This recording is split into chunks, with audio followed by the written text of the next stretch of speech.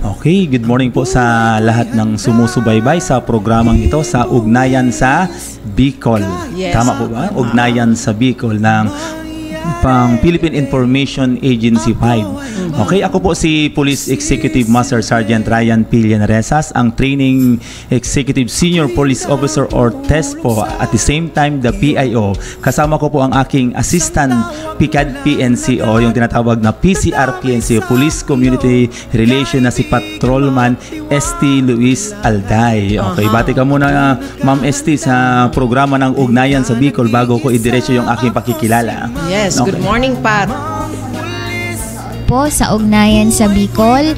We are from the Regional Training Center 5 and ako po ay naka-assign as the Assistant PCR PNCO. So ito po yung trabaho namin na nakikipag-usap kami sa mga community by means of radio guesting. Yan po. Subaybayan nyo po yung mga sasabihin ng aking kasama kasi nandyan po lahat ng equipment na kailangan ninyo para makapag-apply kayo sa PNP. Okay, ito ang unang katanungan ko sa sir. Ano ang activities or participation ng RTC5 sa National Crime Prevention Week po? Okay, sa ulitin natin. Good morning po sa lahat. Okay, ano ba yung participation ng Regional Training Center 5? Ito po yung training center ng ating mga kapulisan. Ang RTC5 isa sa miyembro ng Technical Working Group ng 29 National Crime Prevention Week na pinangungunahan ng National Police Commission Region 5. Okay. Bale, ito ay sabi nga Crime Prevention Week, may series of activities simula ng September 1 hanggang September 7. Ngayon, ongoing yung tinatawag na friendly games na ginagawa sa camp ng General Simeon A. Ola. Sayang Hindi nakasama si Ma'am. Okay lang. Okay lang. Next time, Ma'am. Bali, ongoing yung volleyball games, female and male category, yung ginagawa doon sa Camp Ola. And by tomorrow, magkakaroon ng tinatawag na distribution ng IEC materials, yung ating mga technical working groups. Hindi lang kami, hindi lang PNP, Bureau of Fires, and BGMP. Andun yung PIA, kasama yung PIA sa technical working group. And the DILG. And marami, aabutin ng more or less 20 members ng technical working group ang 29 National Crime Prevention Week. Saan yan? Doon gaganapin sa Ayala Mall. Nandoon simula ng 10 a.m. Pwede na yung mga shoppers natin, pwede nang manood doon dahil may mga booth doon yung bawat member ng technical working group ay makikita nila yung mga aktibidad or mga programa ng bawat unit. Okay. Yes, sana pumunta kayo dahil maraming yung mga wala pang trabaho dyan. Yes, magkakaroon doon. Like for example, hindi lang recruitment process ng PNP, andun yung Bureau of Fire and then the PDEA, PDEA and then the BGMP. And in the afternoon, magkakaroon ng recruitment process. Then, bali, ang mga participant, nandun yung mga graduating students ng criminology para mapaghandaan nila ano bang ipiprepare nila during the application, during the recruitment process.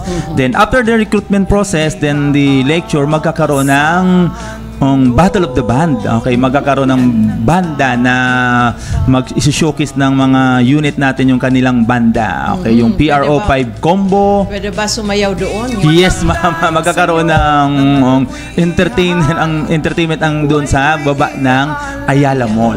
Pero merong snack ba dyan or wala? Ay, oo, mayroon tayo mga isi-serve na snack yung ating, lalo yung mga participant ng mga criminology nandiyon, yung mga maulers natin, yung mga shoppers natin, pwede silang manood during the PRO5 combo na tutugtog, hindi lang combo yung mga reformers ng coming from the BGMP, then the Bureau, then yung nanalo sa Battle of Band, the Camarines Norte, sila po ay mag-a-attend bukas, kaya makikita nila yung mga banda natin. Itong kasama ko, former member ng PRO5 combo, isa po siyang singer. Siya po ang vocalist ng PRO5 combo. Siyempre, magagaling ang mga PNP. Yes, ma'am. Okay. And then, aside doon sa doon nagagawin yung tinatawag na culminating activity with the present ng ating regional director na si Police Brigadier General Luis Trimundo D. Ubinque. Bali, pupunta siya bukas para sa closing o sa culminating activity ng 29 Crime Prevention Week. Celebration. Okay, ma'am, andito kami. Sabi nga, tackle naman yung tinatawag na mandates and the program of the RTC5. Ano yung RTC5? Ito po yung training ng ating mga kapulisan. Ano yung mandate? Ang mandate nyo is to provide mandatory in training para sa ating mga police non-commissioned officers. Simula sa patrolman hanggang doon sa police executive master sergeant. Then, nagkakaroon kami, ano ba yung mga kinikater ng RTC5? Ito yung tinatawag na police training, ng public safety basic recruit course. Kaya yung mga ating mga listener ngayon, lalo yung mga graduate na ng criminology, hindi lang graduate ng criminology, at the same time yung mga graduate ng any 4 years course, pwede silang mag-apply sa police. Mamaya, ibibigay mo pa. Mamaya itatakal natin yung the requirements. Then, dahil ngayon ongoing na yung application, ang processing ng ating ng ating kapulisan. Okay? Aside from the PSBRC, ay mayroon din kaming training ng mga regular police. Like for example, yung may mga ranggo ng police staff sergeant or tinatawag na PO3 noon, sila pwede ay mag-undergo ng tinatawag na public safety junior leadership course. Sabi ko, hindi lang police training ang kinikater ng RTC5, yung mga regular police ay nag-undergo ng training sa amin for the purpose of kanilang promotion. Yes, wow. Hindi sila po-promote without this mandatory training. Kaya mandatory talaga. Kaya nga mandatory. Kailangan talaga mag-undergo training yung ating mga kapulisan. Yun ang tawag na PSGLC. Aside from the PSGLC, meron kaming tinatawag na Public Safety Senior Leadership Course. Ito naman yung mga senior, yung mga nasa kalagitnaan na may ranggo ng Police Master Sergeant or tinatawag na Police Senior Master Sergeant. Sila ay aabuti ng training ng 3.5 months. Okay? By the way, yung recruitment, yung training ng ating mga kapulisan na basic, yung police training, inaabot sila ng 6 months. 6 months training. Kaya yung ating mga listeners dyan na gusto maging police, i-mindset na nila na hindi sila uuwi for almost 6 months. Kasi usually kasi pag nandun na sa training center, medyo nalulumural yung iba, hindi nakahanda. Minsan nagre-resign, sayang naman yung preparation nila. Sayang 1 week pa lang nagre-resign dahil ano bang reason? Hindi kaya. Hindi kaya. Na-homesick sila, di ba? Malayo daw sila sa family, kasi bawal ang may asawa, di ba? Pwede naman yung ating mga, kasi yung ating requirements, married or single, pwede siya maging pulis. Pwede maging pulis yung mga ganong status. Kaya nga yung may mga family, minsan hindi nila tinatawag maka-move on, na lulumural sila, na iisip nila yun. Kaya ngayon pa lang, dinidiscuss na natin at least na makakapag-prepare na yung ating mga maging ready sila. Yes, maging ready sila sa training na tinatawag. Okay? Aside from the PSSLC na tinatawag ko, kung may PSBRC kami, inaabot ng 6 man yung ating mga kapulisan. Then the PSGLC, yung ating mga regular police. Then the PSSLC. Then meron isa pang kinikater yung ating RTC, yung mga police executive master sergeant, mga katulad ko. Hindi sila mapopromote sa ranggo ng police lieutenant without this mandatory course na tinatawag na public safety officer candidate course. Yung makikita natin yung mga ranggo na may star dito, sila ay kailangan mag-training ng tinatawag na PSOC or tinatawag na officers candidate course in preparation para makapasok sila sa Corps of Officers. Kasi nga yung tinatawag natin lang Police Non-Commissioned Officer, ma'am, simula sa ranggo ng patrolman hanggang PEMS. Yung may mga yung tinatawag naman na commission officer simula sa ranggo ng police lieutenant hanggang general. Ayun ang Mading Kalubakib. Si Ma'am Kalubakib, isa sa lieutenant colonel, isa sa mga police commission officer. Kasi may ranggo siya ng police lieutenant colonel. Na-invite dito si Ma'am, nakita ko sa Facebook. Galing dito si Ma'am during your program, radio program. Nag-my day ako kaya. Nag-my day, okay. Ngayon may friend ko na si Ma'am, kaya pwede makikita niya na yung mga activities ng RTC5. Yes, yung sa GC nyo, pwede nyo akong ipasok doon, yung GC nyo. Yes ma'am, okay, para at least makita rin namin, makita nyo rin yung mga activities ng ating training center. News, mga news releases, di ba? Yes ma'am, okay. Yan ang mandate ng RTC5. Okay, ano bang ginagawa sa training? Yung ating mga ang tinatawag natin applicant na maging pulis para pagdating nila alam nila ang gagawin sa training.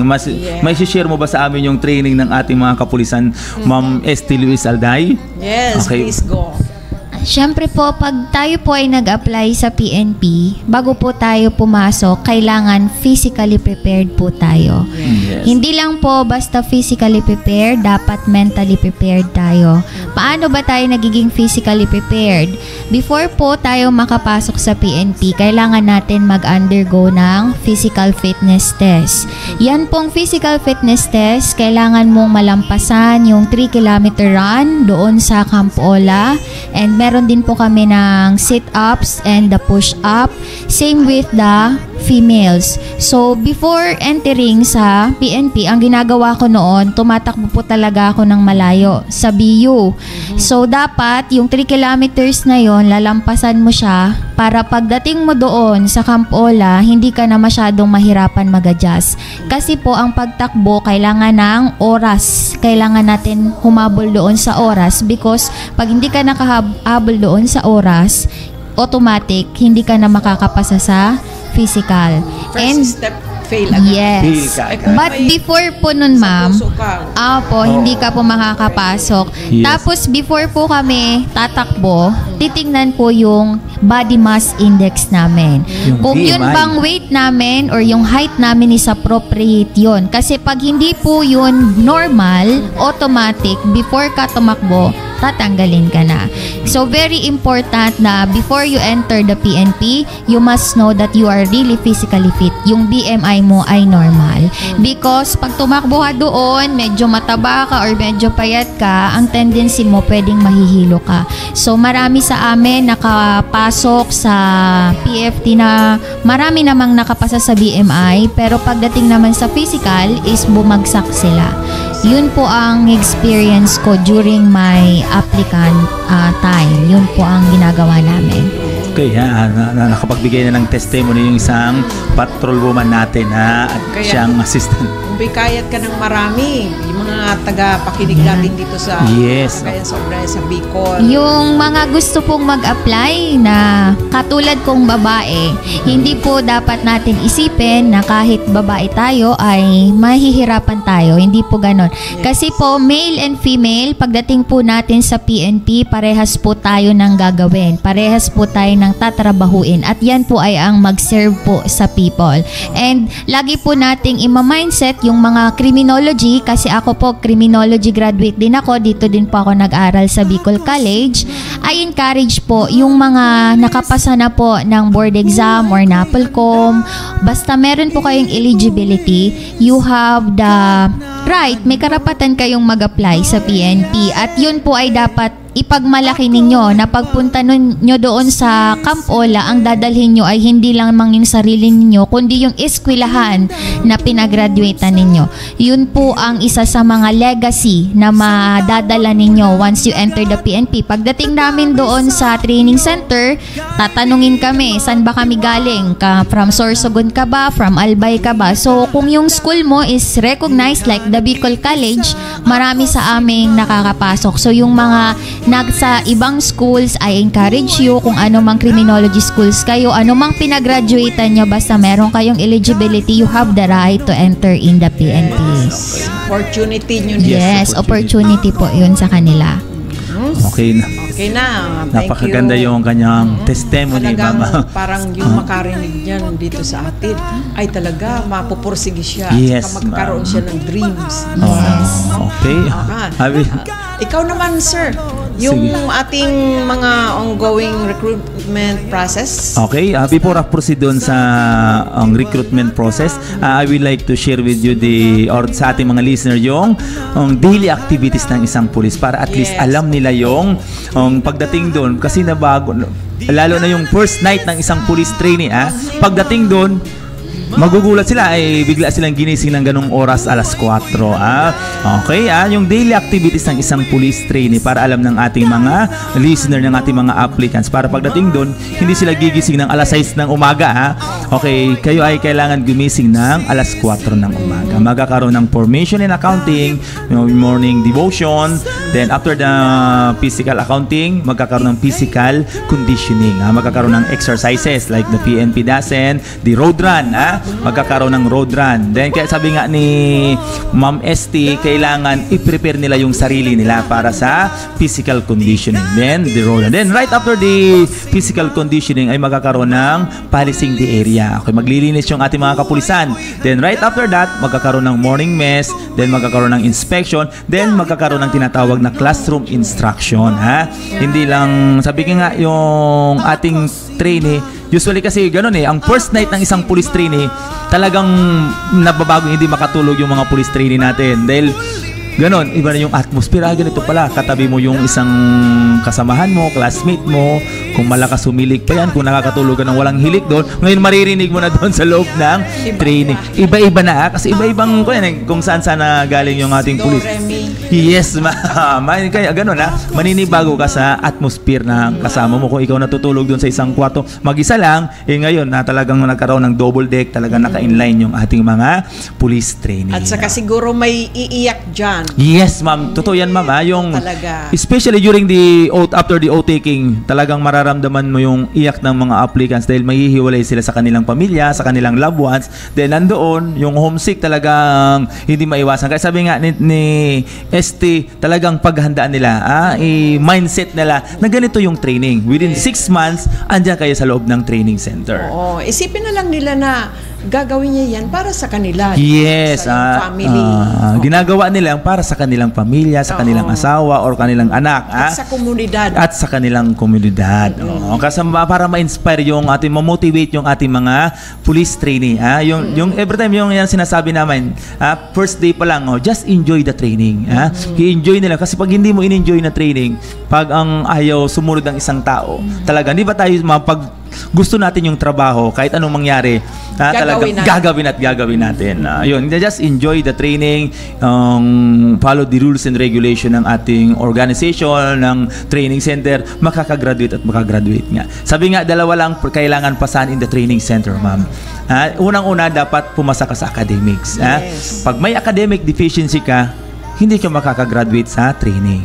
Diyan pa lang, bagsak na. Okay. Pangalawa, tinatawag na conduct. Ano ito yung conduct? The behavior, yung violation ng conduct, magkaroon ka ng deficiency in conduct, nang violate ka ng honor code.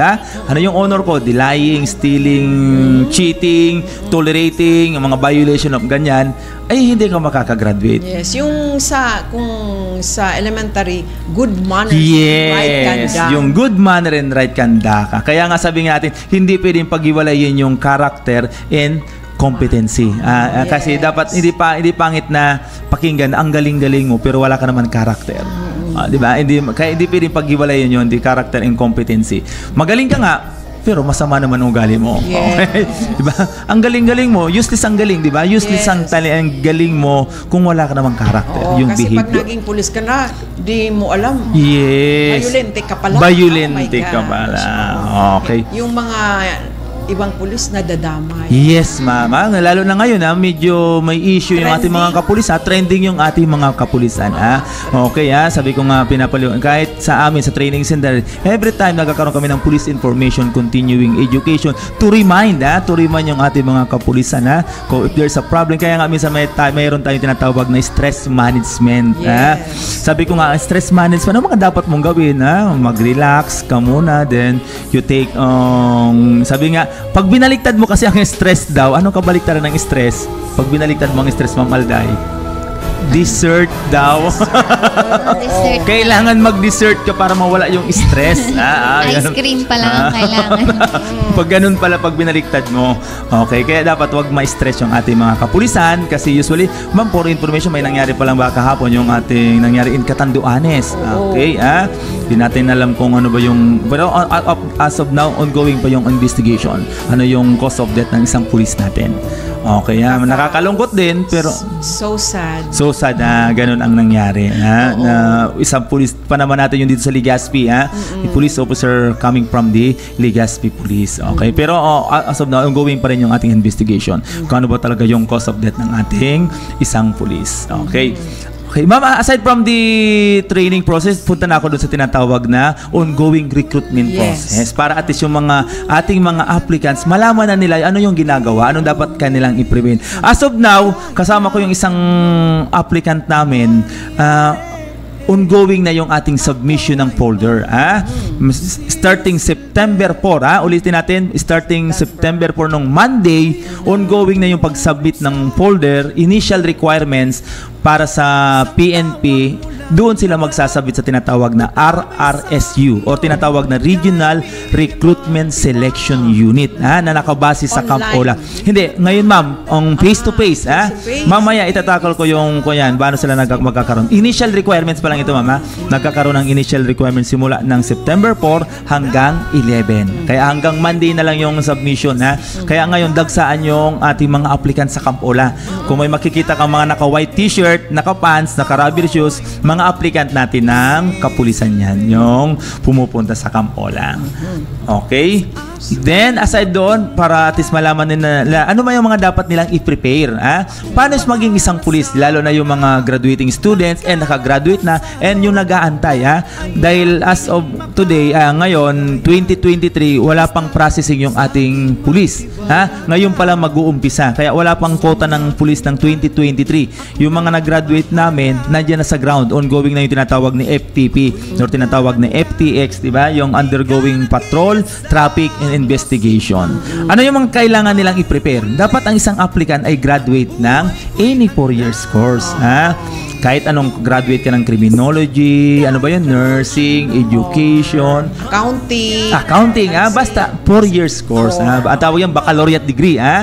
Dapat baccalaureate degree ang isang applicant. Yes. Pangalawa, kailangan may eligibility yung isang applicant. Kaya take note yung ating mga listener natin. Unang-una, dapat baccalaureate degree ka. Yes. Pangalawa, may eligibility. Ano mga eligibilities na pwede mong matake? Pwede kang mag-exam na tinatawag na NAPOLCOM.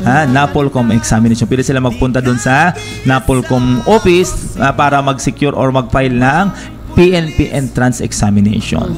Pangalawa, kailangan pwede ka rin magamit mo yung tinatawag na civil service professional. Hindi yung pwede yung sub-pro, Ma'am Alday. Kailangan professional. Okay? Pangatlo, pwede ka rin gamitin mo yung tinatawag na PRC.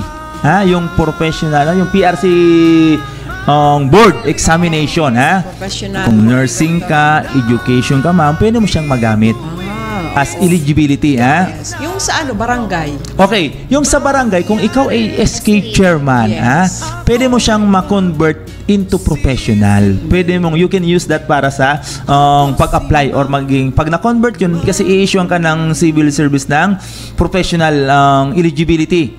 Pwede mo siyang magamit. Yung kagawad. Yung kagawad na SK, as far as I know, yung SK kagawad, parang ang binibigay yata sila is sub-proof. Hindi yung sa barangay chairman. Barangay chairman, automatic yun. Mga professional talaga ang binibigay noon. Kagawad, yung SK chairman, except yung SK kagawad. Di ba mayroon tayong SK kagawad? Yung secretary, pag na-convert nila, kasi ay appointed na ng isang barangay appointed, hindi siya elected officials, di ba? Kung i-honor siya ng civil service. Okay, yung mga barangay secretary, pwede silang mag-consult sa civil service, kung pwede nilang i-transfer. Kasi pag na-convert nila into professional, pwede sila mag-apply. Yes. Pero see to it, hindi sila lalampas sa edad na 30 years old.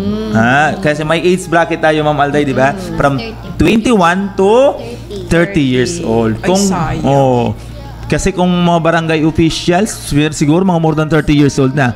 Pero mayroon naman, di ba, mga bata pang mga barangay secretary.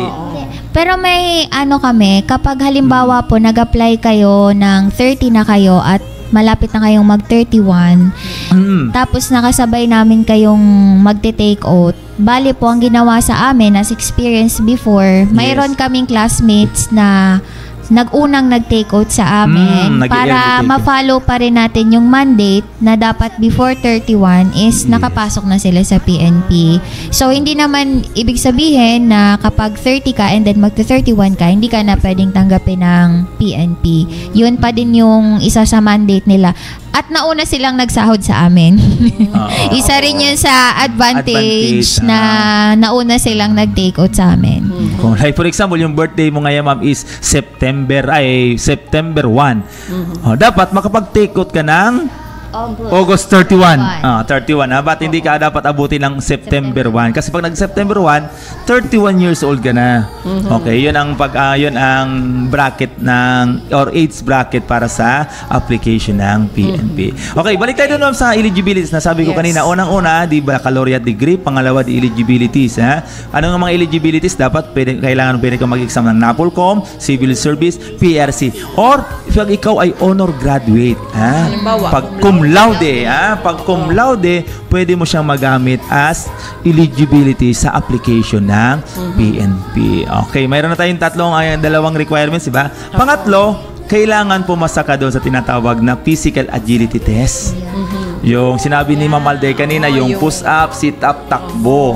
Then, may pumasa ka doon sa tinatawag na physical examination. Magkakaroon ng mga laboratory test, sayang kung may arthritis ka.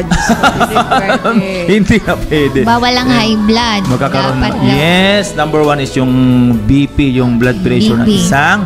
Kaya pag dapat maintain niya yung BP niya, hindi niya... Bawal ang mainitin ng ulo kasi pag high blood, yun na tendency, ang may baril. Bawal. Tataas yung and then, papasa siya, ma'am, sa tinatawag na psychological examination or tinatawag na neuro examination. Yun ang mga dapat natin na i-prepare. Then, aside doon, kailangan i-prepare niya yung mga clearances. Yung mga dapat meron siyang police clearance, RTC clearance, o yung tinatawag na RTC, hindi yung tinatawag na RTC clearance, yung Regional Trial Court. Kasi nalilito kasi every time na sinasabi ko nalilito. Ang RTC 5, yung PR Regional Training Center 5 sa amin. Yung Sarawis naman, Regional Trial Court. Kasi minsan nalilito. May isa kaming police trainee, ma'am, na secure ng weekend pass pag Friday lumabas, then bumalik ng Sunday, then sumakay ng tricycle. Sabi dun sa tricycle driver dyan sa Legazpi driver natin, manong ihatid mo kami sa RTC 5. Dinala sila doon sa Rawis, sa Regional Trial Court. Kaya for information, kami po in the police, training ng mga pulisan, Regional Training Center. Okay? Then, aside from that, ma'am, yung sabi ko, kailangan i-secure nila yung mga clearances dahil sabi ko nga, kailangan pumasa sila sa tinatawag na background investigation. Kaya sinasabi natin, kailangan ma-check yung record ng isang applicant. Ano ba itong isang applicant? Basagulero ba sa community? Di ba? Di ba? Meron sa NBI. Yes, kukuha ng clearances. Ano ba ito? May kaso ba dito sa ganito? May dero ba ito sa isang lugar niya? Then, even sa pinag-graduate niya, nagkakaroon tayo ng backtracking, iniimbestigan niyo. Ano ba ito nung time? Aktivista ba ito? Magulo ba ito sa school niya? Ganun, Even, ma'am, in the Facebook, the way sa mag-comment, kasi nakikita natin yun, di ba? Against the government ba ito lagi? May kasama akong nag-apply nun, ganun yung Facebook niya, marami siyang against the government. Pati yung Facebook account, minomonitor ng intel natin. Okay, kaya be careful yung ating mga students, yung mga ating mga applicants, the way na mag-comment sa ating mga Facebook. Kasi meron mga ganun baga, ma'am, di ba? Hindi natin maiwasan yon. Okay, yan ang ating mga requirements sa ating then right after the processing, sila ay magti-take out, then sila ay ito-turn over sa amin. Pag nag-start na yung first day pala, automatic pumapatak na yung sahod ng isang police trainee. Okay. Magkano naman sahod? Inaabot ang isang patrolman, inaabot ng 37K. Yung best pay nila kasi is 29 kasama yung mga allowances, kaya inaabot ng 37 yung ating mga applicant. Kaya maging ready na yung ating mga applicant. Training pa lang, binabayaran na ang isang pulis. Ang squatras namin, pag iniisip mo na hirapan ka, isipin mo ang squatras mo, ang kantidad ay 1,000 pesos. Ano yung squatras? That is part ng isa sa mga exercises ng PNP. Kaya nagiging sexy ang mga babae. Yes. Macho ang mga Dapat ma-maintain. Malalaking katawan. Ako ang kilo ko nung pumasok sa PNP, talagang malaki ako. 67 ata ako. Pagpasok ko ng PNP, 58 na lang ako. Oo, bumaba. Kasi imagine for 6 months, kailangan yung daily exercise na ginagawa sa isang trainee, talagang papayat-papayat ang ating mga police trainee. Even the schooling, yung ating mga, kaya nang iba nag-schooling, doon, talagang kailangan i-maintain yung tinatawag na body mass index. BMI na tinatawag. Okay? Yan lang ma'am yung ating mga requirements para at least aware sila doon at least malaman nila, mai-prepare nila yung mga dapat nilang i-prepare during the recruitment process. May time pa yung ating mga applicants, may time pa hanggang Monday to submit the initial requirement, the folder na nandoon. Ano yung mga dapat? Okay, babasahin ko dito ma'am para at least ma-aware sila. Okay? Ito yung initial requirements na kailangan i-submit nila sa RRSU, sa Regional Recruitment Selection Unit. Okay, yung dapat may isang folder na nakatabing, nakalagay yung pangalan nila on the front page ng isang folder, nakalagay yung tinatawag na initial documentary requirements, nakalagay yung pangalan nila sa baba, like for example, San Juan Christopher, nakalagay doon from Albay. Then nakalagay yung contact number ng isang applicant.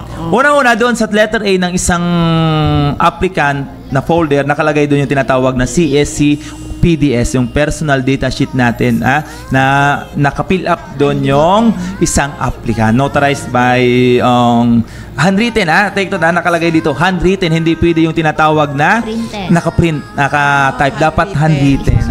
Kaya minsan ma'am, kumukuha yung isang applicant na tinatawag handwritten specimen. Pumupunta sila sa NAPOLCOM para magkaroon ng handwritten specimen. Talagang dapat evidence-based. Yes, ma'am. Kitang-kita. Pangalawa, kailangan endorse ka ng isang mayor. For example, you are from Legazpi, kailangan may mayor recommendation siya. Endorse. Referral. Yes, i-endorse siya kasi you are from Legazpi. Kung you are from Daraga, kailangan magkaroon ng mayor recommendation. Na ikaw talaga ay taga roon sa lugar niya. Kasi this is an attrition quota. Okay. Pag sinabi kasing attrition quota, ma'am, right after the training, kung sino nag-recommend sa kanyang mayor, babalik sa doon sa kanyang municipality. Doon siya maa-assign. Yan ang pagkakaiba ng attrition quota. Compare mo sa regular quota. Dalawa kasi ang process. May attrition quota, regular quota. Pag sinabing attrition, kung sino yung saan ka in-endorse ng municipality mayor, after ng training mo, lahat-lahat ng training, the PSBRC, the FTP, the BISOC, pagkatapos niyan, babalik ka doon sa municipality pinanggalingan mo. Doon ka na mag-work. Doon ka mag-duty. Yun ang ginagawa ng NAPOLCOM. Diba? Pag regular quota, discretion ng regional director. Yes. Okay. O doon ka sa Masbate. Okay, doon ka sa batalyon, sa RMFB, you will deploy in the Masbate. You will stay for 5 years, 5 years doon sa island duty. Pero di naman inabot ng 5 years kasi ang regular quota natin ay yearly. Kaya yung parang tradition, pag na-deploy na sila doon, pag may bagong quota, yung mga senior, babalik naman sa kanilang lugar. Yung tinatawag na one kusina policy. Na kung taga-saan ka, mapupunta ka doon para hindi ka mapalayo sa inyong pamilya. Kasi usually hindi naman kasi ganito. Kami, na-experience din namin yan. Malalayo kami sa pamilya, napupunta kami ng iba-ibang lugar during first year namin sa service, talaga mapupunta ka.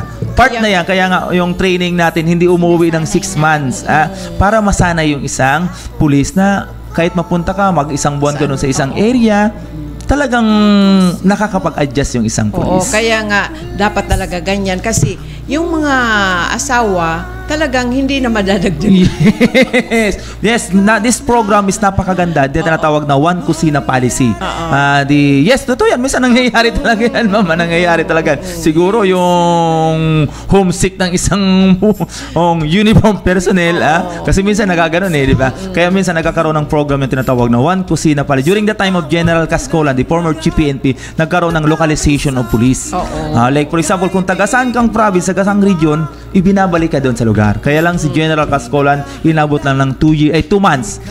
Okay? Then, during the time of General Diona, kilala mo si General Diona, ma'am? the former regional director way back 2013, 2014. Siya ay dating regional director dito in the person of Police General Victor Diona. During that time, di ba si General Diona, yun ang program niya, iilagay yung tinatawag na One Kusina Policy. Kung taga saan ka, doon ka lang ilalagay. Okay. Sir, wala na akong ibang katanungan. Kung meron pa po kayong iparating sa ating tagapakinig, please go ahead po. Okay.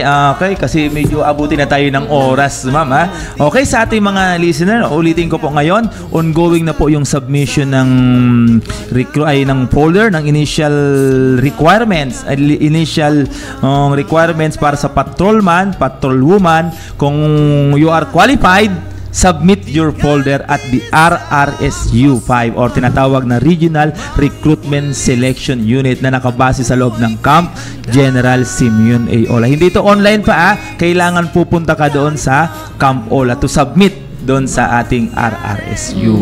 Okay, Ayan. Kaya dapat, kung may time pa, today is Wednesday, may 3 days pa ng Thursday, Friday, and Monday. Kasi Saturday, Sunday, walang office doon sa RRSU. Depende lang kung magbukas. Okay, yung mga malalayo na applicants natin, like for example, hindi Masbate, Catanduanes, ito kararating ng isang applicant natin, galing pa ng Catanduanes, to submit their requirements. Kaya lang, kulang pa siya ng isang requirement doon sa tinatawag na CHED. Ano yung kulang doon? Yung tinatawag na Certification, Authentication, and Verification, or tinatawag na CAB, na coming from the CHED, na ikaw ay nagpapatunay, nag-graduate ka sa ganitong school.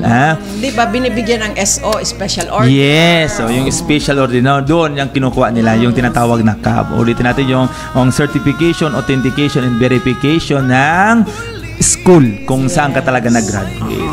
Okay, okay. Welcome na yung ating mga applicants, Wag na tayo magpa-antay-antay pa. Pwede na silang pumunta sa Camp Ola. Okay. Sige, mga taga-kabarangay natin, go na po kayo. Wag nang mag-atubili dahil malapit ang closing. Malapit na ang closing, yung initial requirements na yan. Oo. Kaya, araw-araw, kahit araw-araw, Monday to Friday, pwede kayo, sir, bumisita dito para maiparating ang inyong mga... Yes, ma'am. Okay. Pwede kami dito anytime, pwede kami pumunta. And activities. Yes, para at least yung ating mga listener, okay, kung may mga katanungan, pwede natin maisagot yung kanilang ma-update, ma-update yung ating mga listener. Okay. Welcome na welcome po, mama. Thank you very much, Sir Ryan, at kay Patrolman ST. Ayan. Mula din akong katanungan sa iyo. Paalam ka sa ating mga tagapakinig. Sige, sa mga nanood po sa programang Ugnayan sa Bicol, yung mga na-encourage po namin, mag-apply na po kayo sa PNP. Bukas, abangan nyo po yung RTC5. Nandoon po kami sa Ayala. Kung gusto nyo pong personally na magtanong, mag-inquire doon sa amin, mamimigay po kami ng mga flyers, ng qualifications, kung paano po kayo makakapasok sa PNP, as well as kung ano man po yung mga kinakailangan nyo para mga videos ng previous trainings namin. Nandun kami. Ipapakita po namin doon sa videos yung mga trainings na ginagawa para mas lalo nilang makita ng personal or totoo yung ginagawa ng ating mga kapulisan. Yan po. So, sumama na po kayo sa PNP at sama-sama po nating baguhin ang ating mundo. Yan lamang po. Salamat po. Napakaganda. Yes. Very well said. Maraming salamat. Police Executive Master Sergeant Ryan Llanares, thank you po. ng Training Executive Senior Police Officer or PIO ng Regional Training Center. Nakita mo na. The Regional Training Center or the RTC5. Regional Office number 5. Yes. At syempre kay Ma'am ST Luis Alday. Yan. Thank you very much sa Yes, ma'am. Thank you very much, sa ma'am. inyong tatlo sa pagbisita dito sa amin sa Philippine Information Agency Region 5. Okay, thank you very much, ma'am. Thank you very much.